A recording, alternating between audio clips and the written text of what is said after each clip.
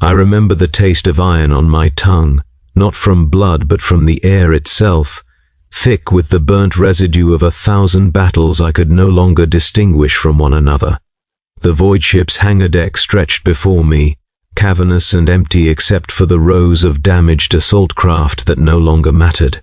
I stood there, 1 foot still on the ramp of my own battered transport, and felt something I had no name for coil in my chest like wire pulled too tight. The smell of promethium and charred meat had been my companion for so long I'd stopped noticing it, but in that moment it filled my nostrils with a clarity that made me want to retch. My name was Thraka Ironjaw, though the translation the humans use strips away the guttural pride of my mother tongue. I am what they call a warboss, though that term carries implications of authority and purpose that I now understand to be illusions. I led 70,000 warriors across 9 systems. I broke fortress worlds and turned their defenders into screaming monuments. I wore the skulls of their champions on my armor, and bellowed victory songs that shook the bulkheads of conquered ships. And I believed, with every fiber of my genetically engineered being, that I was doing what I was made to do. The humans fear us because they do not understand us. They think we are mindless brutes, slavering animals with weapons. They are wrong. We are worse. We are purpose without reflection, desire without satiation, hunger that grows sharper with every feeding. And I was the most cursed of all because I was just intelligent enough to see the bars of my cage. It began 317 days before the moment on that hangar deck, though I didn't recognize it then. We had just taken a forge complex on a world whose name I never learned, a designation in Gothic numerals that meant nothing to my warband. The fighting had been glorious. The humans had defenders there, tall and grim in their dark armor, who fought with a fervor that made my blood sing. We crashed against their lines like a green tide, and they held, and we pushed, and they held again, and the killing went on for 6 days without pause. I remember tearing the helmet from one of their commanders, expecting to see fear or rage, and finding instead a kind of ecstatic exhaustion, as if he had been waiting his entire life for this moment of release. He died with a prayer on his lips, and I felt nothing. No triumph, no satisfaction. Just the immediate pressure to find the next fight, the next challenge, the gnawing absence that combat was supposed to fill but never did. We burned the forge complex. My second, Graka Skull Splitter, wanted to loot it, to take the weapons and technology for our own use, but I ordered it destroyed. Even then, some part of me understood that prolonging our strength would only prolong the war, and prolonging the war was the entire point. We needed enemies, we needed resistance. Without it, we would turn on ourselves within weeks, tearing apart in a frenzy of directionless violence that would leave nothing but corpses and wreckage. The humans don't understand this. They think we fight for conquest, for resources, for survival. They cannot comprehend that we fight because fighting is the only language written into our genetic code, the only purpose our creators, long extinct whoever they were, programmed into us. We are biological weapons that outlived their war and now stumble through the millennia, seeking an enemy worthy of destroying us because we cannot destroy ourselves. After the Forge complex, we moved to a hive city on the same world. The population was already starving, cut off from supply lines by our advance. They should have surrendered. Instead, their planetary governor ordered every citizen armed with whatever could be found. Lasguns, autoguns, sharpened rebar, rocks. 2 million civilians formed a defensive line around the city's central spire. We killed them in 8 hours. The streets ran with blood so thick it clogged the drainage grates. The smell was overwhelming, a sweet rot stench that clung to everything, that I can still taste when I close my eyes. Halfway through the slaughter, I found myself standing in a plaza surrounded by corpses, my axe heavy in my hands, and I realized I wasn't enjoying it anymore. The thrill had dulled. The rage that usually sustained me through battle had guttered to a low simmer, leaving behind only exhaustion and a strange, creeping emptiness. I looked at the bodies, old, men, women, children barely tall enough to hold a weapon, and felt nothing. Not guilt, not triumph, just the mechanical recognition that this was what I did, what I would always do, until something finally killed me, or the universe ran out of things to kill. Grucker noticed. He always noticed. He was smaller than me, scarred and vicious, with one eye replaced by a crude bionic that clicked and whirred when he focused. "Boss," he said, his voice a low growl in our shared tongue. "You good?" I didn't answer. I couldn't. Because the truth was that I wasn't good, that I hadn't been good for a very long time, and that the concept of being good was probably meaningless for something like me. Instead, I pointed toward the spire and told him to breach it. He obeyed, because that's what he was made to do, and I followed, because that's what I was made to do. And the killing continued, because the killing was the only constant in our existence. The spire was defended by the governor's personal guard, trained soldiers in void-hardened armor with heavy weapons and tactical discipline. They made us pay for every flaw in blood and screaming. We lost 300 warriors taking the first 10 levels.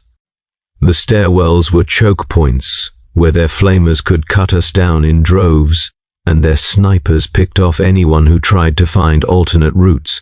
It was the kind of fight I should have loved, the kind of challenge that defined what it meant to be Ork, and yet I found myself moving through it like a sleepwalker, my body executing kills with practiced efficiency while my mind drifted somewhere distant and cold.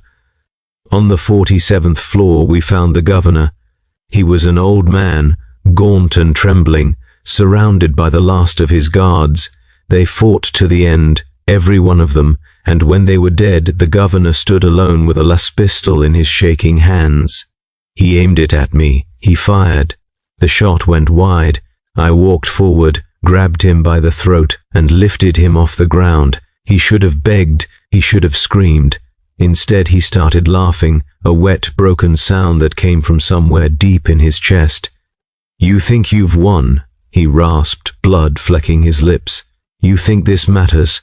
But you'll never win. None of you will. The war doesn't end. It just moves. And you'll follow it, like dogs chasing your own tails, until there's nothing left of you but instinct and rage." I snapped his neck without thinking, the way I'd snapped 1,000 necks before, but his words stayed with me. They burrowed into my thoughts like parasites, feeding on the emptiness I'd been trying to ignore. That night, as my warband celebrated our victory with ritual fights and boasts, I sat alone in the governor's abandoned office and stared at the maps on his walls, maps of worlds we'd already conquered, maps of worlds we would conquer, maps of worlds beyond those, an endless chain of conflict stretching out into the infinite dark. I tried to imagine an end, a final battle, a last enemy, a moment when I could set down my axe and say, "It is finished." The image wouldn't form. Every victory led only to the next war. Every enemy destroyed created a power vacuum that pulled in new enemies. We were part of a machine, a vast and incomprehensible engine of violence that had been running for millennia, and would run for millennia more, grinding everything it touched into dust and bone. The emptiness in my chest spread, cold and numbing, and I realized with a clarity that felt like falling that this was what despair tasted like. We left the Hive City 3 days later. The human empire sent reinforcements, a fleet of void ships and several regiments of soldiers, grim men and women in gray uniforms who fought with the mechanical precision of machines. We met them in the ash wastes outside the city, and the battle was glorious in the way battles are supposed to be glorious for my kind. Brutal, chaotic, soaked in blood and fire. I killed their commander in single combat, tore his head from his shoulders and held it aloft while my warriors roared their approval, and I felt nothing. Grucker saw it again. That night, as we made camp in the ruins of a bombed-out settlement, he approached me with a flask of crude alcohol distilled from the fermented remains of some local flora. "Boss," he said, offering the flask, "you ain't been yourself." I took the flask. The alcohol burned going down, harsh and chemical, but it did nothing to fill the void. "What is myself, Grucker?" I asked, surprising both of us. "What am I supposed to be?" He stared at me, his bionic eye clicking as it adjusted. "You're the Warboss," he said slowly, as if explaining something to a child. "You're the biggest, the strongest, the one who leads us to victory." "Victory," I repeated. The word tasted like ash. "And after victory, what then?" "Then we find another fight, and after that, another fight, and after that." He didn't answer. He didn't need to. The pattern was clear, endless, a loop that spiraled down into infinite darkness. We fought because we were made to fight. We conquered because conquest justified more fighting. We existed only to perpetuate our own existence through violence, and the moment we stopped, the moment there were no more enemies to kill, we would tear ourselves apart in a paroxysm of self-destruction. I handed the flask back to him. "Get some rest, Grucker. We move at dawn." He left, confusion evident in the set of his massive shoulders, and I sat alone in the dark and listened to the sounds of the camp, the crackling of fires, the occasional roar of a warrior challenging another, the rhythmic clanging of someone repairing armor. These were my people, my warband, the closest thing to family that my species could produce.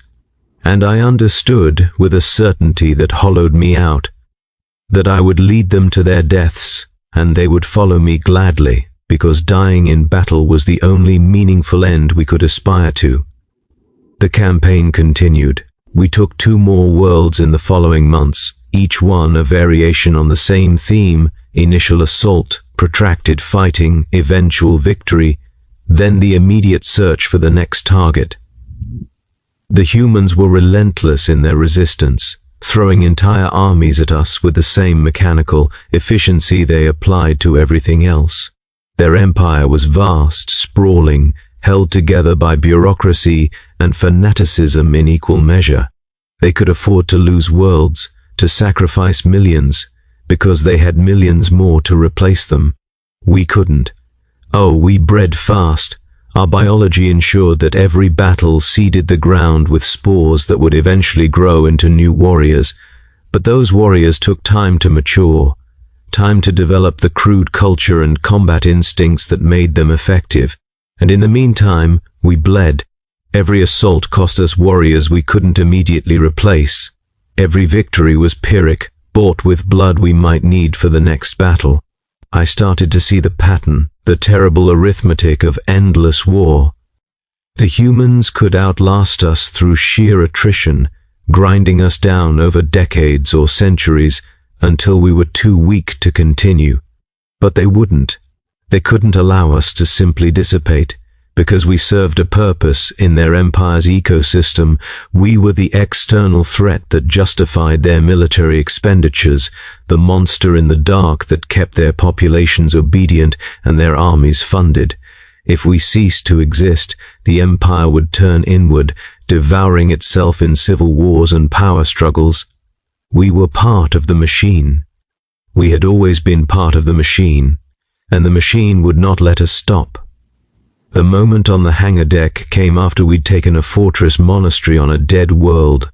The defenders were warrior monks, zealots who worshipped the human emperor as a god and fought with a ferocity that matched our own. The battle lasted 3 weeks. We lost half our warband taking the outer walls. The interior was a labyrinth of fortified corridors and choke points, every inch contested, every room bought with blood. By the time we reached the central sanctum, I had fewer than 20,000 warriors left. The last defender was a warrior in ancient armor, his face hidden behind a death mask, his movements slow and deliberate with age or injury. He fought alone, holding the doorway to the sanctum with a sword that crackled with energy and a faith that radiated from him like heat. He killed 17 of my warriors before I cut him down, and as he fell, he whispered something in Gothic that my translator rendered as, "The Emperor protects. The war continues. All is as it should be." I stepped over his corpse and entered the sanctum. It was a chapel, vast and cold, lined with statues of the human emperor in various poses of heroic martyrdom. At the far end was an altar, and on the altar was a book, a massive tome bound in leather and brass, its pages yellowed with age. I approached it, driven by a curiosity I didn't fully understand, and opened it to a random page. It was a chronicle of battles. Names, dates, casualties, hundreds of them, thousands, stretching back across centuries. Battles fought on this world and others, against my kind and against different enemies, an endless litany of violence and sacrifice. I flipped through the pages, forward and back, and found the same pattern repeating: war, victory, brief respite, then more war. The specifics changed, the enemies, the tactics, the leaders, but the fundamental rhythm remained constant. At the very end of the book, on the last page, someone had written in shaking script, "There is no peace among the stars, only an eternity of carnage and slaughter, and the laughter of thirsting gods." I closed the book, my hands were shaking, the taste of iron filled my mouth again, stronger now, bitter and metallic. I looked around the sanctum, at the statues of the emperor staring down at me with blind stone eyes, and I understood what I should have understood from the beginning. We were all slaves. The humans to their emperor, and their bureaucracy and their rigid hierarchies. My kind to our genetic imperatives, and our need for conflict. Everyone, everything, locked into roles they couldn't escape, acting out a script written by forces so vast and ancient that questioning them was meaningless. The war would never end because the war couldn't end. It was the foundation upon which entire civilizations were built, the organizing principle that gave meaning to billions of lives. Without it, without the constant threat of annihilation, the entire structure would collapse into chaos. So the war continued, generation after generation, millennium after millennium, consuming everything it touched and demanding more. I left the sanctum. I walked back through the fortress, past the bodies of my warriors and the defenders they'd killed, out into the cold air of the dead world. The sky was black, starless, a void that reflected the void inside me. Graka was waiting at the entrance, along with what remained of my command staff.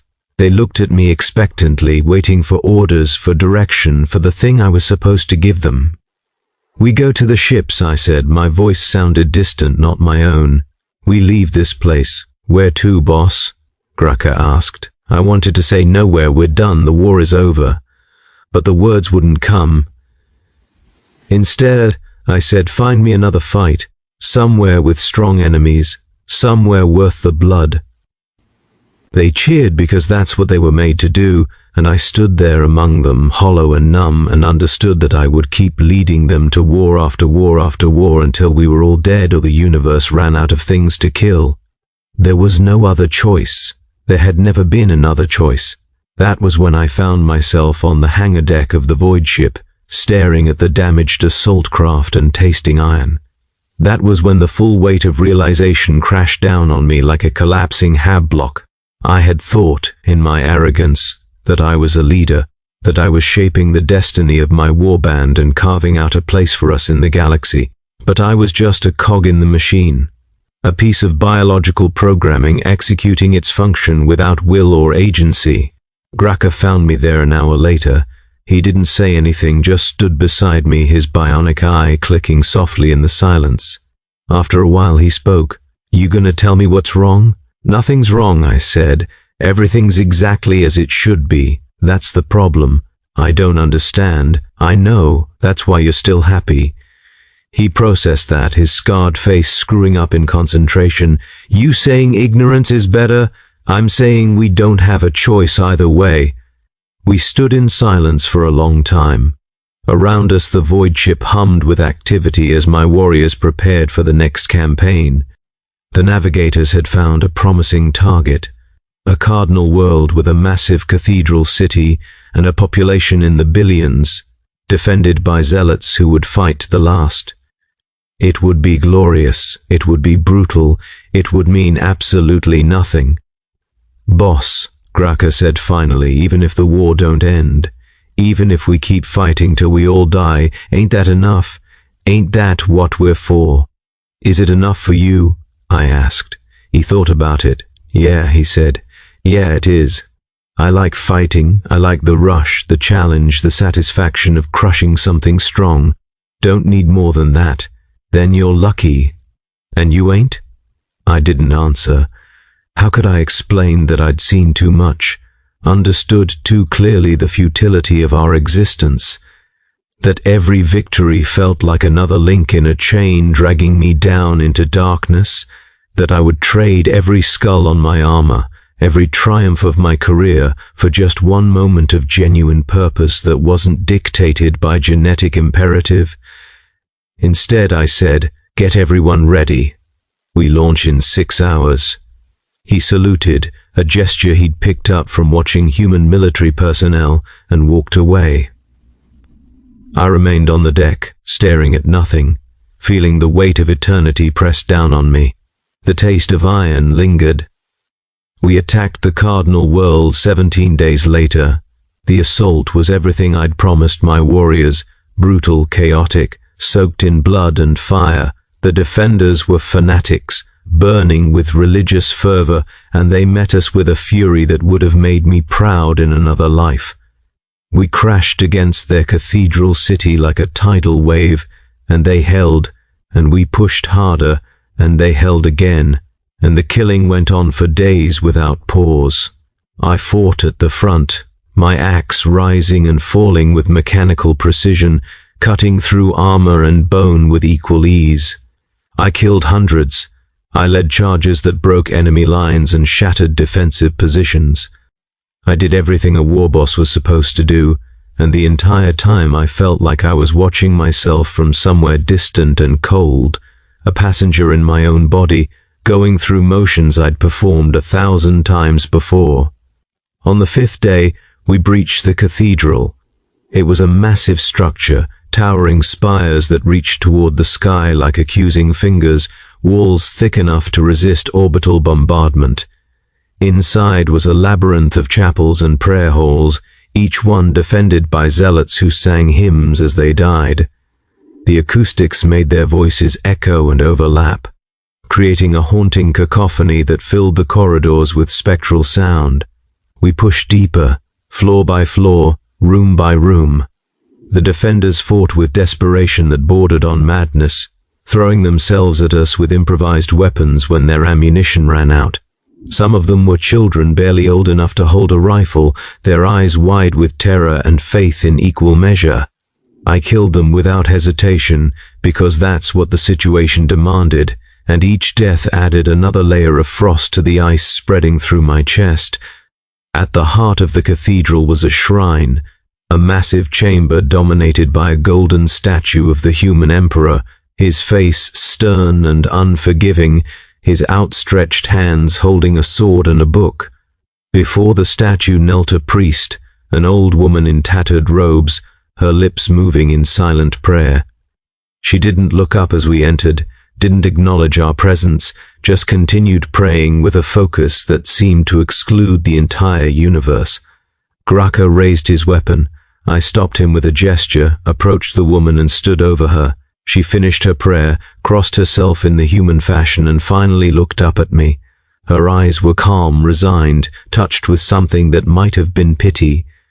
"You've come to kill me," she said, not a question, a statement. "Yes," I said. "And when I'm dead, what then? We move on, find another world, another enemy. And after that? Another, and another. Forever." She smiled, and it was the saddest thing I'd ever seen. "Then we are the same, you and I, bound to our purpose, unable to deviate, serving forces we cannot comprehend or control. I serve the Emperor, you serve the war itself. Neither of us will ever be free." I killed her quickly, a single stroke that severed her head from her shoulders. She slumped forward, her body collapsing before the statue of her god, and I stood there in the silence that followed and felt the truth of her words burn through me like acid.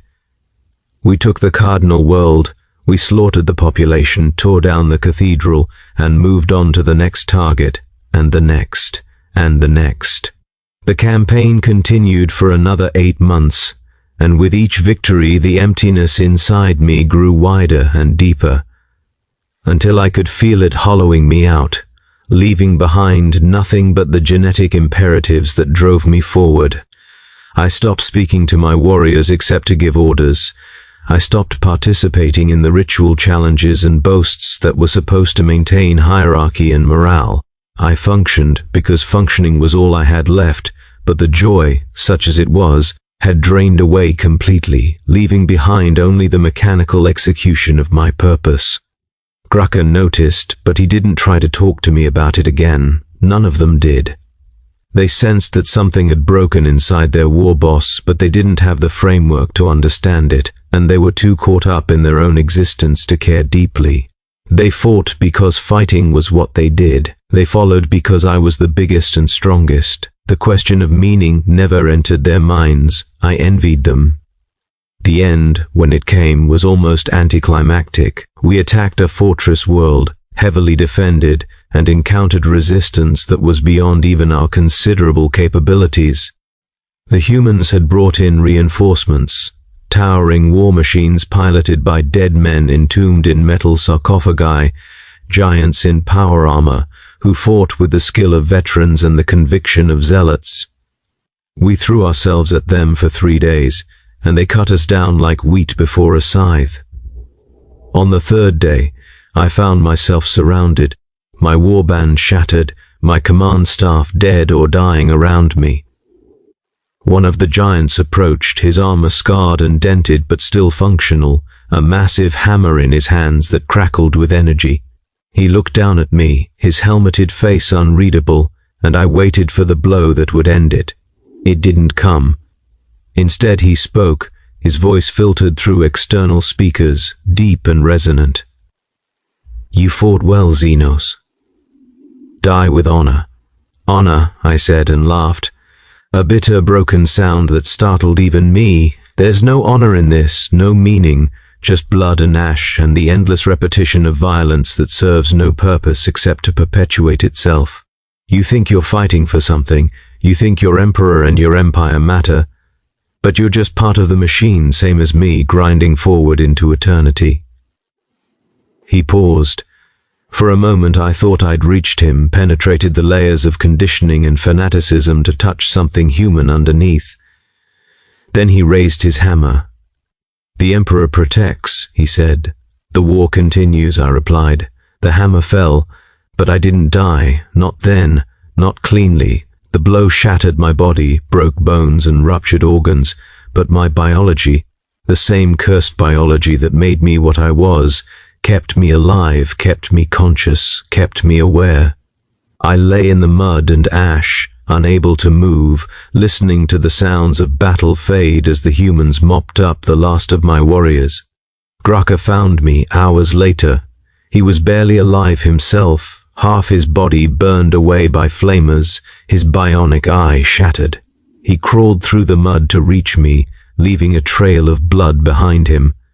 "Boss," he rasped. We lost. I know. What do we do?" I tried to answer, but the words wouldn't come. What was there to say? That it didn't matter, that we'd been doomed from the start, that every victory had been meaningless, every death a waste, every moment of our existence a cruel joke played by forces beyond our comprehension. Instead, I said, Find another fight." He laughed, wet and bubbling. "Can't, boss. Ain't got nothing left to fight with. Then we die. Yeah, I guess we do." He was quiet for a moment. "Then, boss, was it worth it? Any of it?" I looked up at the sky, smoke dark and starless, and tasted iron one last time. "No," I said, "but we didn't have a choice." "Maybe that's enough," he whispered. "Maybe just fighting is enough, even if it don't mean nothing." I wanted to believe him. I wanted to find comfort in the simplicity of that philosophy, the idea that existence itself was justification enough, that purpose didn't matter as long as we fulfilled our function. But I couldn't. The knowledge was in me now, a poison that had spread through every cell, corrupting everything it touched. The war would never end, not for the humans with their empire and their emperor, not for my kind with our endless hunger for conflict, not for any of the countless species and factions grinding against each other in the darkness between stars. We were all trapped in the machine, acting out roles we couldn't escape, repeating the same patterns of violence and futility until the heat death of the universe finally silenced everything. And the worst part, the part that hollowed me out more completely than any wound, was that even knowing this changed nothing. If I survived, if I healed, I would go right back to it. I would gather a new warband, find new enemies, wage new wars, because that was what I was made to do. The realization of futility didn't grant me freedom.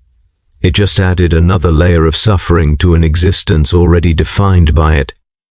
Graka died beside me as the sun set on that broken world. His last breath rattled out in a long sigh, and he was gone, released into whatever oblivion awaited our kind. I lay there alone, broken and bleeding, watching the stars emerge one by one in the darkening sky. I thought about the governor in the spire, laughing as he died. I thought about the priest in the cathedral, calm in the face of her execution. I thought about all the enemies I'd killed, all the warriors I'd led to their deaths, all the worlds I'd burned in service of a war that had no meaning and no end.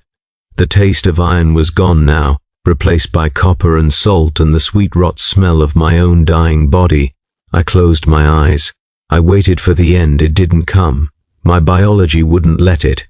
Even now, even broken and alone and hollow, my cursed genetics insisted on survival, knitting wounds that should have been fatal, pumping stimulants and clotting agents through my veins, forcing me to continue existing when all I wanted was release. I opened my eyes. The stars wheeled overhead, cold and distant, indifferent to the suffering playing out beneath them. Somewhere in the fortress, the humans were celebrating their victory, secure in the knowledge that they'd protected another world for their empire. Somewhere else, another warboss was rising, gathering warriors, preparing to launch another campaign that would change nothing and mean nothing and perpetuate the endless cycle one more time. The war would never end. I understood that now with a clarity that felt like madness. The war was the point. The war was everything. Victory and defeat were temporary states, meaningless in the larger pattern. We fought because fighting was what we did, what we'd always done, what we would always do until there was nothing left to fight with and nothing left to fight for. And I, broken, hollow, poisoned by knowledge I could never unlearn, would heal and rise and fight again because I had no other choice. The machine would not let me stop. I lay there in the mud and ash, listening to my body repair itself, tasting copper and salt and despair, and understood that this was my eternity, not death, not release, but the endless repetition of violence in service of nothing, forever and always, world without end. The stars wheeled overhead, cold and distant and uncaring. The war continued. It always had. It always would.